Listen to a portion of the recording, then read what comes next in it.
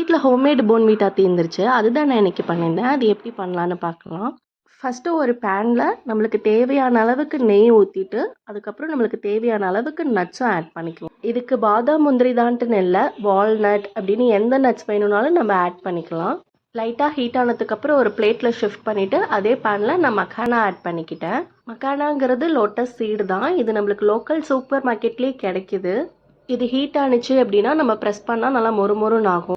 இப்போ மிக்ஸி ஜாரில் நான் ஹீட் பண்ணி வச்சுருந்த நட்ஸும் மக்கானாவும் கொஞ்சம் கொஞ்சமாக போட்டு நான் அரைச்சி எடுத்துக்கிட்டேன். உங்ககிட்ட சின்ன ஜார் இருந்துச்சு அப்படின்னா கொஞ்சம் கொஞ்சமாகவே போட்டு அரைங்க. அப்போ தான் நம்மளுக்கு நைஸாக அரைச்சி கொடுக்கும்.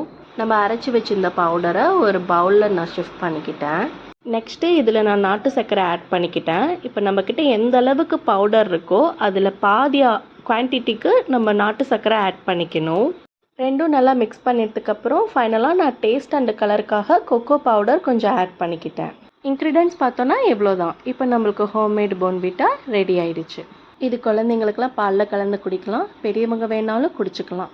நான் பாப்பாவுக்கு 2 இயர்ஸாக கொடுத்துட்ருக்கேன். பாப்பா இது ரொம்ப லைக் பண்ணி குடிப்பா. பெரியவங்களும் ரெகுலராக நட் சாப்பிட மாட்டாங்க அப்படிங்கிறவங்க இந்த மாதிரி செஞ்சு வச்சுக்கிட்டு டெய்லியும் பாலில் கலந்து குடிக்கும் போது நல்லா ஹெல்த்தியான போன்விட்டா நம்ம குடிக்கலாம். இந்த மாதிரி இன்ட்ரெஸ்டிங்கான vlog பார்க்க மறக்காமல் என்னோட சேனலை சப்ஸ்கிரைப் பண்ணிக்கோங்க. நாளைக்கு இன்னொரு vlogல பார்க்கலாம். பாய் அண்ட் டேக் கேர்.